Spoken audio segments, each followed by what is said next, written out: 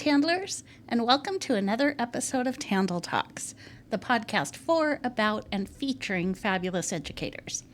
I'm your host, Nancy, and in each episode, we focus on the people and practices that are helping us grow stronger together as a learning community.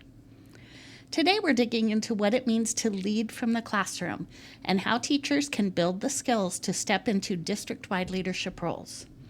In Puyallup, these roles wear a lot of names: mentors, instructional coaches, coordinators, ed specialists, all under the umbrella of Teacher on Special Assignment, or TOSA.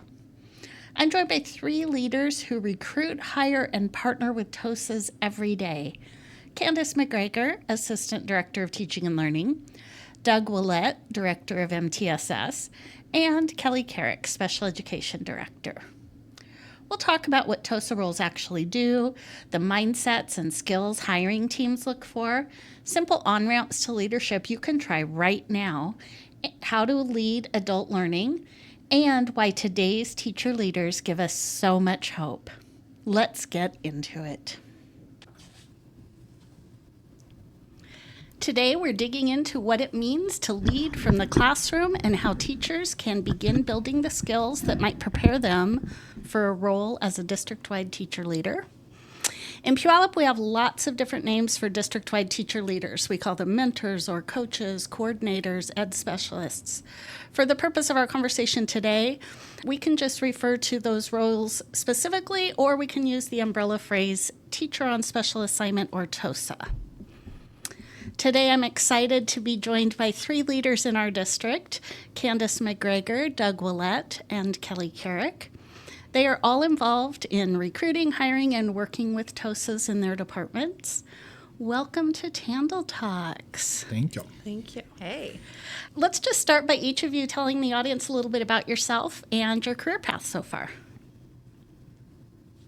Okay. Well, hello. And thank you for having us. I am Candace McGregor. I'm currently an assistant director in teaching and learning, and I'm fairly new to this leadership role, but I started as a teacher, mostly elementary, grades 3 through 6. I taught at Chief Leschi schools, and then came to Puyallup in 2014 and been here since. I taught at Stewart 1 year in 3rd grade. I did a year of LAP, which was really great. And then I spent 5 years as a TOSA. I was a new teacher mentor and instructional coach. And from there, I moved into my current role of assistant director. Welcome, Candace. Thank you. Hi, I'm Kelly Carrick. I'm one of the special ed directors in the Puyallup School District. I've actually been here a really long time, I feel like, but positive has been I've been able to do a lot of different things within that time. So I'm actually a speech language pathologist by training. And so I came to the district in about 33 years ago, and served in a pretty traditional SLP role. And that kind of morphed into some other opportunities, which then morphed into TOSA, or what we refer to them in special ed within our district as an ed specialist. And I served in that role for about 15 years, I would say, before moving to my director role, which I've now been in, just finished my 10th year. Wow. And Kelly and I got to work together when she was an ed specialist and I was a brand new administrator. Yes, I did. And I'm Doug Ouellette, excited to be here today. This is my 20th year in education. I started out teaching on the east side of the state, so I was a middle school teacher, 5th grade teacher, 3rd grade teacher, interventionist, music specialist, and in those roles also started to take on some leadership opportunities around being a PLC lead, building leadership team, and then doing some work at the district level. And then in 2012, I transitioned to admin, so I was a principal in the Seattle School District for 7 years, and then also started taking on other district leadership opportunities. I did district-wide building leadership trainings and continued to support in different ways.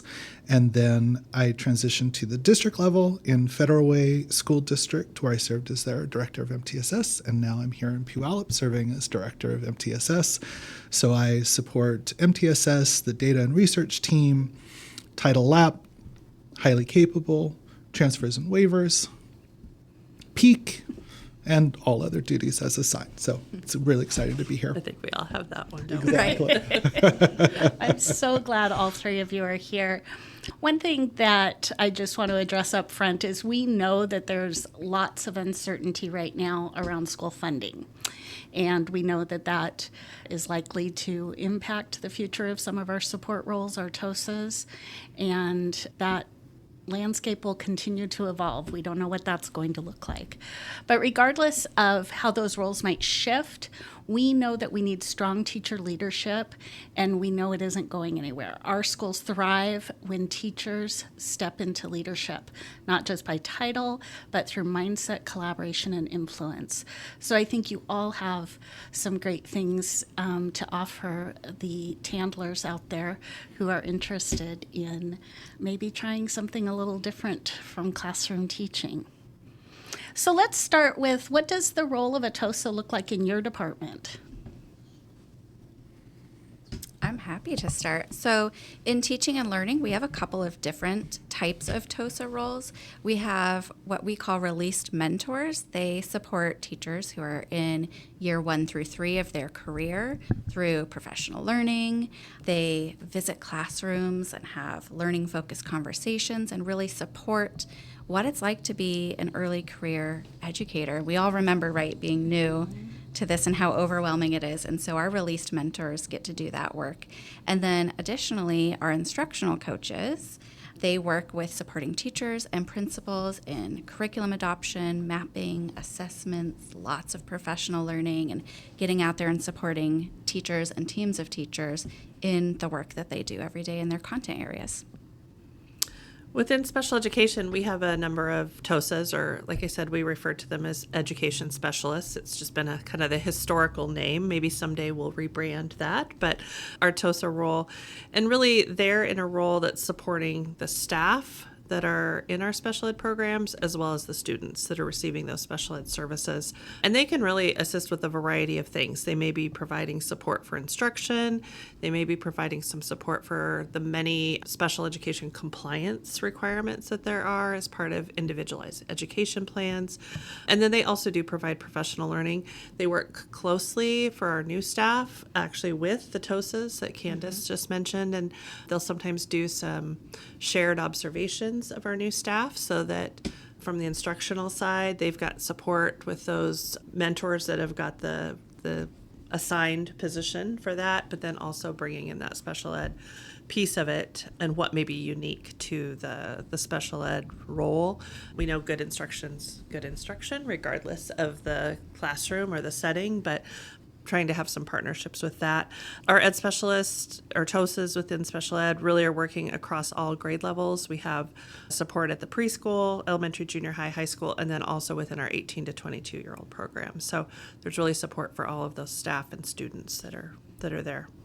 Each with unique needs, right? Yes. The TOSA role in MTSS bridges the varying teams that we support. So the MTSS team, Title Lab, data and research, highly capable. So as part of student success, we got a broad range of teams that work inside of that umbrella of MTSS.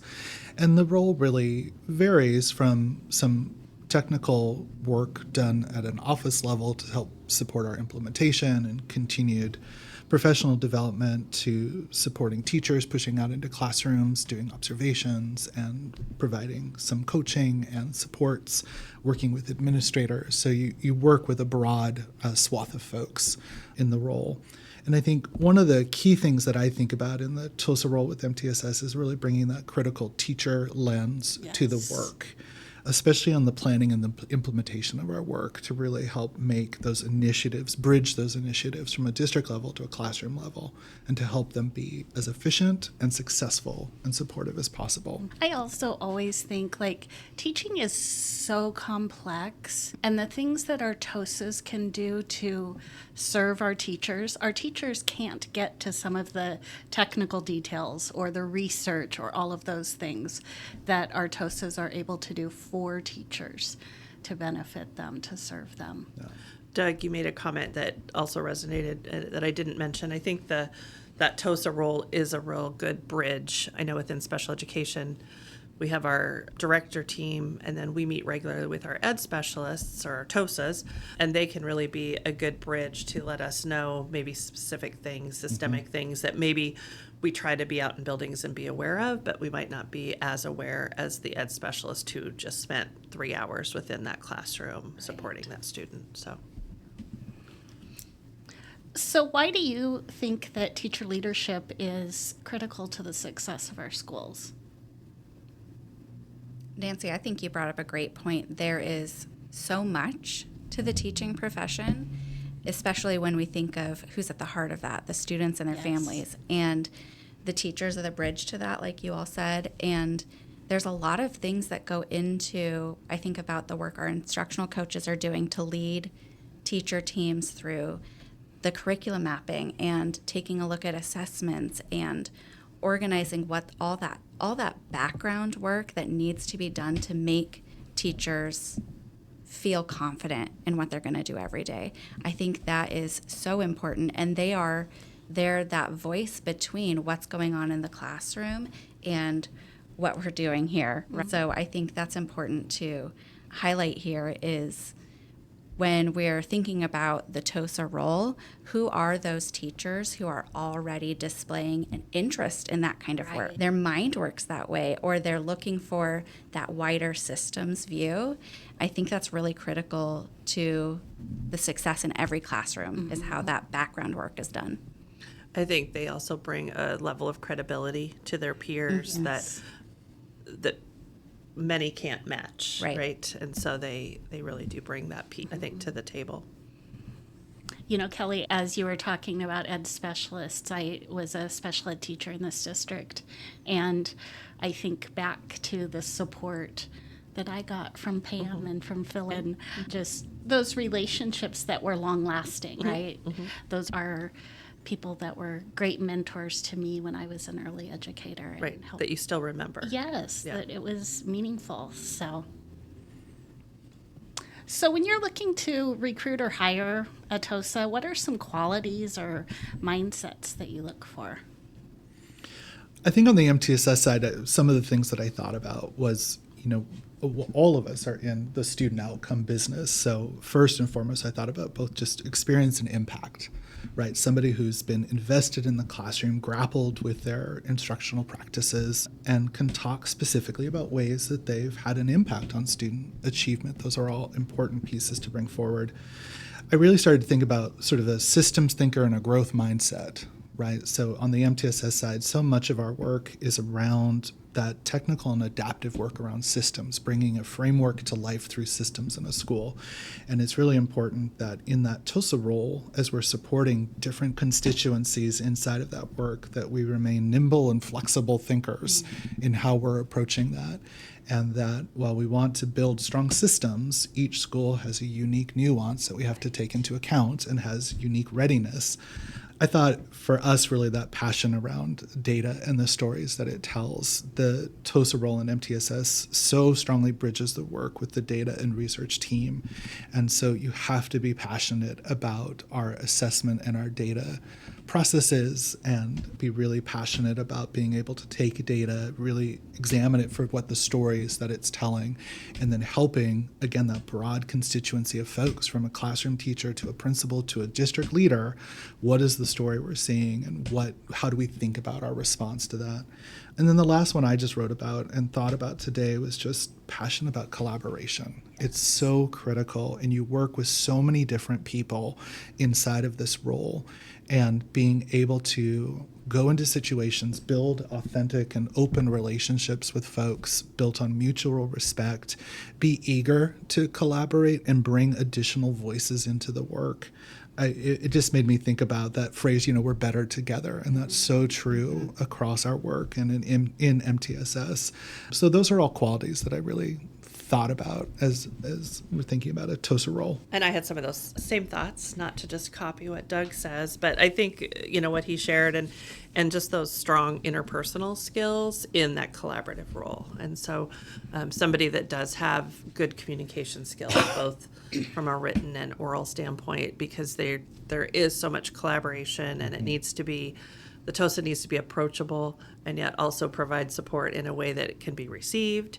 And so I think that's a piece. And I think just even being flexible and willing to learn new things as a TOSA. You know, there's going to be a new lens that they may have that they maybe didn't experience the same way as a teacher, because they're addressing something that's, you know, a little bit different, still the same role, but hey, we need to do this because, and being open to those because pieces that as their leadership role broadens. I know when I was in the Ed Specialist role, there were things that I had not really thought about outside of my role. And even though I was a leader in that role, there were new things that I was like, I never thought about that. And I need to be willing to learn it, understand it, advocate for the why, because sometimes we think there's things that happen in public education that, well, that's just silly. Why are we doing that? Well, there might be some really grounded reasons on why we do that, either from a research or from a legal or from just a best practice standpoint. So that willingness to still be a learner. And do both at the same time, Right. To be able to lead and learn in the same Right. moments. Yep. Right. Which can be tricky, but also really powerful. I think that was what sticks out to me the most, is that lifelong learner and willing to try new things. I think about when I'm in a professional learning setting, you know, it's that participant that's willing to try the new thing, willing to fail at it, willing to share their experience in their learning. That's what I think we're looking for in this role, is who's willing to get dirty and do the work, and it's messy, right? And the systems view. I think of my transition from the classroom to being a released mentor, and all of a sudden, you know, you don't have that daily schedule and all those things I used to question as a teacher. Why is it like that? And, you know, I close my door and make my decisions, and then you get this different view when you leave the classroom. And I think if I were looking for a TOSA mindset, that's it. It's willing to understand that there's a bigger picture and how we fit into that, and how to bridge those voices, like Doug said. How do I bridge that classroom view with the district level and beyond view? Thank you. So, can any of you think of a time when a teacher, either formally or informally, demonstrated leadership that really stood out to you? Like, this is one of those that it's almost, there's so many things that you could think of. Along the lines of sharing learning, I think that I work a lot with professional learning facilitators. And I think one of the most powerful things that a leader can do is to be transparent in their own learning process. And I've had quite a few professional learning facilitators, both in a TOSA role and otherwise, just in a leadership role, to share, hey, I used to think this way. I used to think that strategy didn't work. I was never going to try it. And the one time I said, okay, I'm going to give it a shot. I'm going to do this. And it worked. Or sometimes they share, it didn't work. It was a major flop, right? But here's what I tried next. I think that is such a powerful move, to share how you change and how you grow, because we all have a little bit of, like, you know, when you get into a leadership position, you don't want to show the world that you're still learning what this is all about. And I think that's actually the opposite of what we should be doing. And sharing, you know, how you've changed along the way and how you're learning and growing always is a really important thing to do.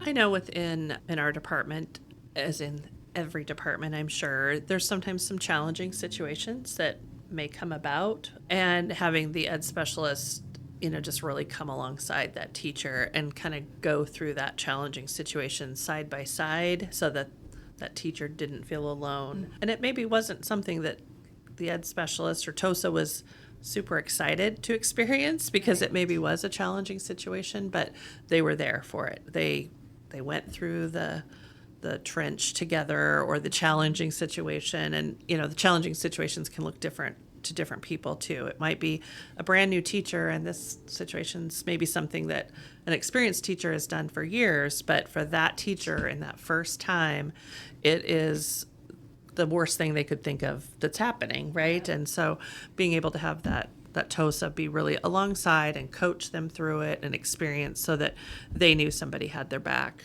as they went through that process.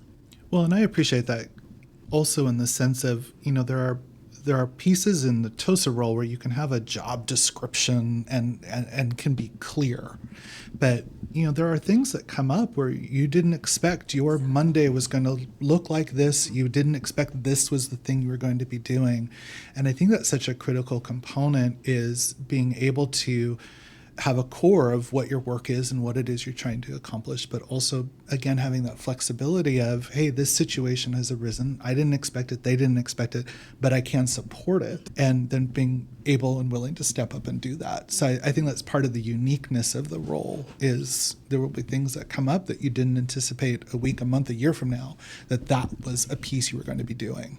So. Well, and I think we mentioned it, but I think that flexibility is a piece, but also knowing how to prioritize, Yep. right? Like, yes. if I think this is the most important thing, but really the people I'm supporting have a need that's greater than that thing I'm supporting, I need to be able to understand that Yep. and know that I need to reprioritize this to closer to the top of the list. Yeah.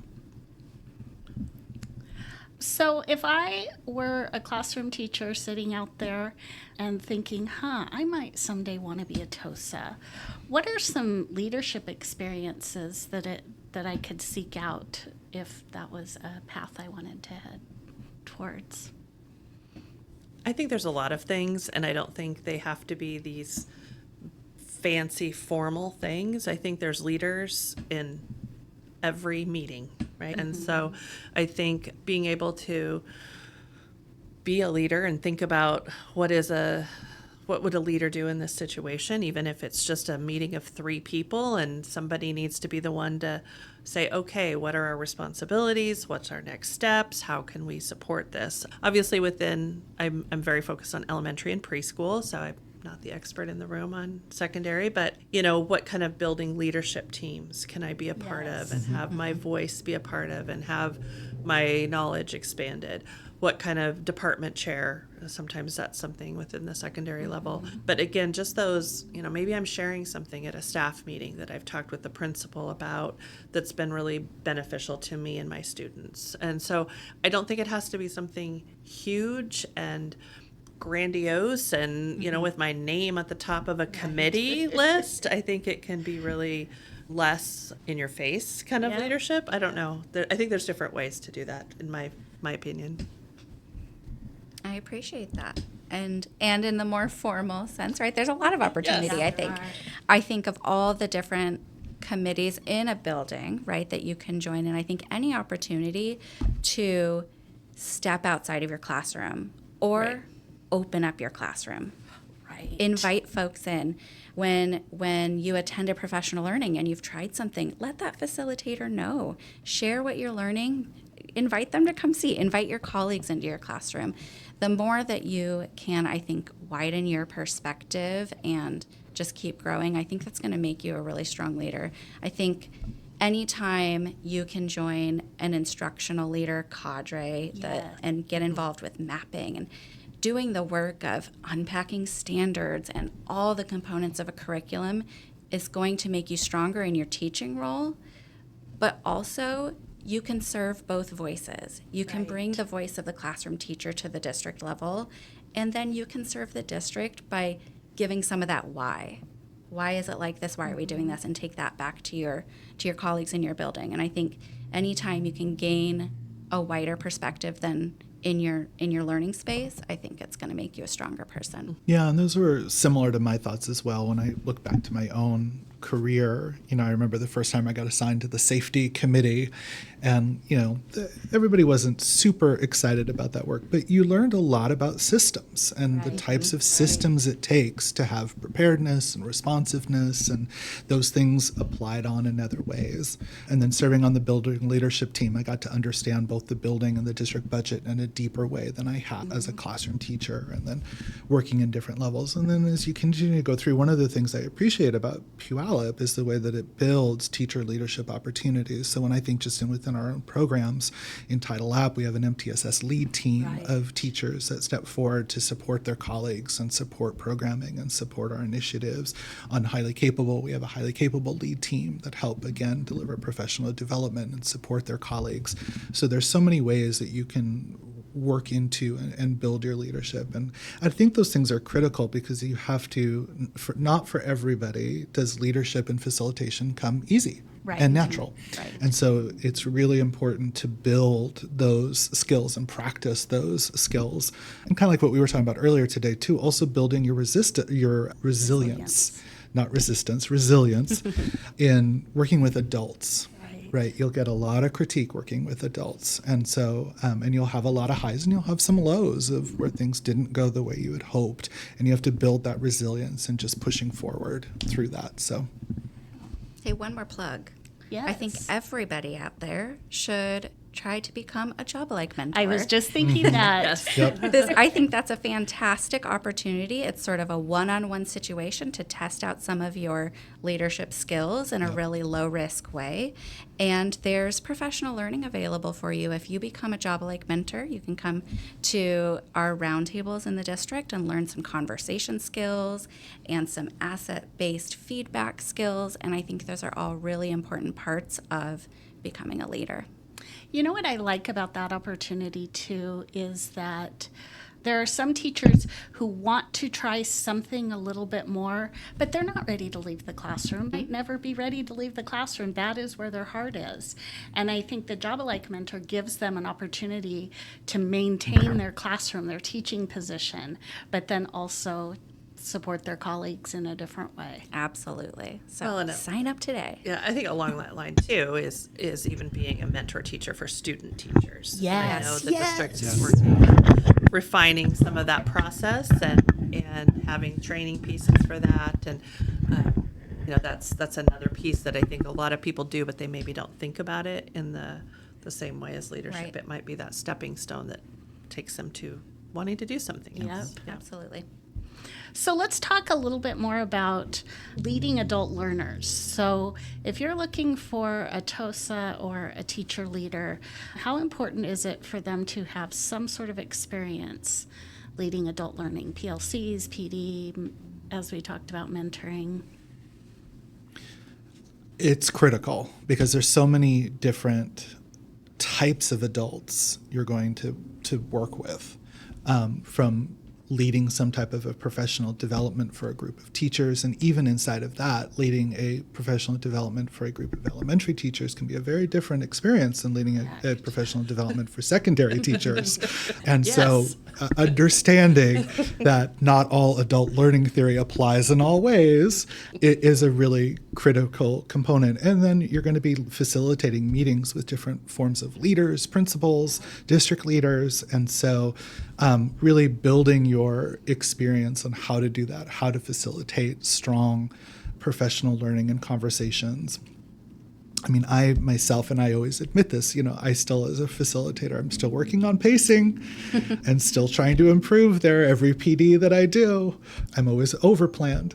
So yeah, I think those pieces are really important. So finding opportunities within your building level in different ways to just practice that, kind of like some of the ideas that have been put on the table today, are all ways that you can continue to fine tune. What are some indicators that a teacher might be ready to move from leading in their classroom to leading across classrooms, across schools?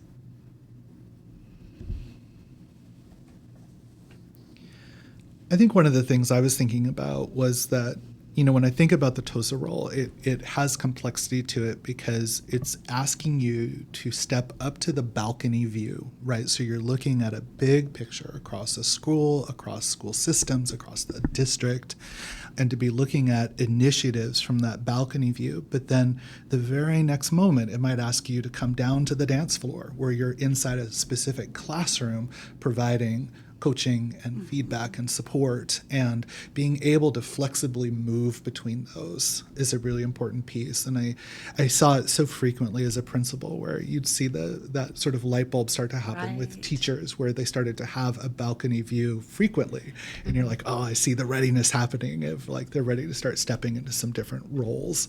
So I think those are a couple pieces of kind of like what Candace was sharing earlier. There's always a bigger picture. Right. And there's always a reason why bigger systems are operating the way that they're operating, and being able to start to understand that and experience that. Doug always has the best analogies. You do. We have a new ed specialist that we had somebody leave, and we have a individual that's replaced her. And, she made a comment about she was ready, as much as she loved being in the classroom, she was ready to have an impact beyond her classroom. Right. And so I think that's a piece that, she knew she was ready in wanting to do that piece and just broaden that experience. So.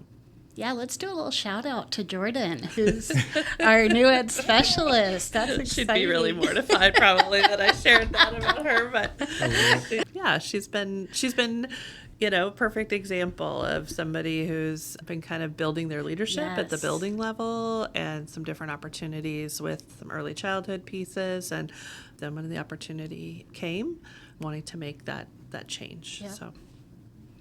And I think to that point that it's not a permanent decision that you're making, right? So, we just had a couple really wonderful Title App teachers who were spending a lot of time at the balcony view supporting MTSS implementation in their buildings, make the decision that, hey, I really would like to come back to a smaller knit, really come back to those student, family, teacher relationships, and I totally respect that. Absolutely. So I think being able to, know that there's a time, and then there might be a time where you might shift in a different way, and that's great.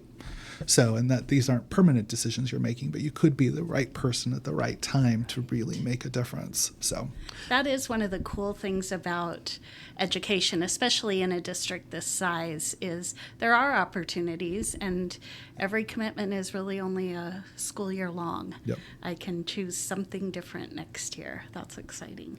Yeah, and those commitments can go different directions. Right. I think sometimes there's a perception that if I become an ed specialist or a TOSA, then the only thing I can do next is get my administrative credential, and I don't know if I want to do that. Right. And maybe I do, and that's a great opportunity for some more experiences, but I might want to go back to the classroom, or I might want to look at a TOSA role in a different way. And so I think there's lots of fluidity within that. For sure. And I've had the privilege of seeing folks that have moved from a TOSA role back into the classroom and see how their classrooms evolve based on bringing those experiences, those fresh experiences into that environment. And that was a great reward for them, was to, they reflected themselves and how their teaching had changed based on their experiences. And so there's a lot of positives that can come you learn from the TOSA work. So much from watching teaching. Yep. And I remember that when I was a new administrator, thinking, why didn't I do more observations during my planning time? Because teachers are so brilliant, and I want to do that, and that in my classroom. So when they've had an experience in a TOSA role and then they go back to the classroom, it just opens up a whole different world for them. So if you could give one piece of advice to your younger self when you were just stepping into leadership, what would that be? Well, I don't know if this is a good one for the podcast, but I grew up in Eastern Washington. Where? Palouse, by Pullman. All right. Yep. And so I went to WSU for basketball as a junior high. And those of you that know basketball know that George Raveling was a coach in Pullman for a long time. And so George Raveling kind of had a saying, and when I heard it as a junior high student, it was, if it is to be, it's up to me. So really thinking about like what I can do to, make decisions on my own. And I think back to my younger leadership self, and I think I heard it then as, if it's up to me, if it is to be, it's up to me. Like, in a very okay, I got to get it done. Somebody's got to get it done. Right, yeah. And I'm still evolving, even 30 some years into education. And I think that at the time, I relied on a lot of people around me, but I probably wish I would have relied on some people around me maybe a little bit more, and not tried to take some things on just by myself, or thinking I have to do this because if I don't, it's going to appear that I don't know what I'm doing, and that sort of thing. So that's a little therapy session for Kelly today. But that's maybe a little more than anybody really wants to hear. But I have to remind myself that we have great teams around us, and I still have to remind myself of that sometimes. But as a new leader, it's okay to ask questions. It's okay to say, I don't know. It's okay to say, I need help. And so George Raveling had it right. You just have to make sure you have the right prosody in the statement. Asterisk after that statement. Yeah. I think that imposter syndrome is, we all have it. Oh, so at much. A lot of times in our lives, right? And I still feel like every day, is that the right decision? Am I doing it right? And I think if I could tell myself something, it would be, you don't have to be perfect. Exactly. You don't have to get it right the first time. Yes. And it's messy and it's uncomfortable, and that's where the growing and the learning happens. We tell our students that all the time, and yet as adults, we don't allow ourselves that grace. And I think if I were to model that a little more, I think I would have had a greater impact on those around me, because sometimes when you're in the mode of trying to appear as you have it together, some people believe that. Right. And then they think, Right. I can never do that. Exactly. And that's not what I want to portray, right? I'm back here sweating and growing all the time, people. So just taking that next step forward every day. Yep. What excites you most about the next generation of teacher leaders? Oh gosh, this was such a great question. You and I were talking earlier today about just, all the changes. Mm-hmm. When I reflect back on 20 years now in this work, right? Where the DeForest book was first edition and new in early 2000s, and and then the onset of Common Core, No Child Left Behind, we had the pandemic, and now we have where educational practices are today, which is very different than where I started 20 years ago. And, we were talking a little bit about, on top of that, you have how technology is so rapidly changing. And our kids, we're just trying to keep up with how our kids are accessing information and accessing learning, which is so different than where we were even 20 years ago. So I always am so excited to work with young educators coming in and new leaders coming in, because they bring this critical perspective that I think is really, and a different lived experience than I had, than we might have had. And I think that's so valuable. So I just am always filled with inspiration when I look at this next generation of leaders, and I look at teachers out there in the field right now. There's an adaptability. There's a collaborative approach. I came in where doors were closed. Right. Doors are open now. And I think that inclusive perspective that's coming so naturally to this generation of young teachers in our work, and young leaders coming in. And so I think it's only going to improve what we're doing, and I think we're only going to produce better outcomes as we move forward. So excited to work with this and learn from this generation of folks. It's going to be really great. You mentioned the inclusivity, and that was actually what I was going to also mention. I think we have so many amazing new educators coming out that have just such a lens of inclusivity, that kids learn differently, how we're going to support them, and really that universal design for learning lens of their classroom, and what are they going to do to make sure everybody has access, everybody has a way to show what they know, and that they're engaged. And so I get really excited about that piece. Yeah. Yep. I think educators today are not afraid. I don't think they've ever been afraid to question why things are the way they are, right? But there's the way they question is with that possibility. What could it be? And they're so creative. They've had to shift so many times just in the last 5 years that they're not afraid of that, and they're looking for what can we do differently to be more inclusive, to be more impactful to students and their families and the broader community. And I think that's really inspiring, that this group of educators will be the next leaders, and that there's some real change coming. Yeah. Thank you all for being here with me today. If any of our TANDLers out there want some more information about your programs or opportunities, is it okay if they contact you? Absolutely. Definitely. Yes, and reach out to a coach or a mentor. They'd be happy to talk to you about what they do. Yep. Excellent. Well, thank you very much. Thank you. Thank you for having us. Big thanks to Candace, Doug, and Kelly for such a rich conversation. Here are a few takeaways to carry forward. Leadership is a mindset, not a title.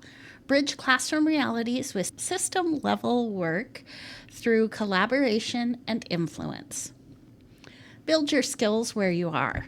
Facilitate a PLC, join a building or department team, host a student teacher, or serve as job-alike mentor. Grow your balcony and dance floor muscles. Zoom out to see big systems. Zoom in to coach in classrooms. Skills that stand out are strong communication, data curiosity, flexibility, and the humility to learn while leading. Careers are fluid. Step into a TOSA role, step back to the classroom, and bring new insight either way. If you're in Puyallup and want to learn more, connect with a mentor, coach, or ed specialist in your building. If this episode sparked something for you, follow TanDL Talks, share it with a colleague, and leave a quick rating or review. Got a question or a story about leading from the classroom? We would love to hear it. Just reach out. Thanks for listening and for everything you do for students and families every day.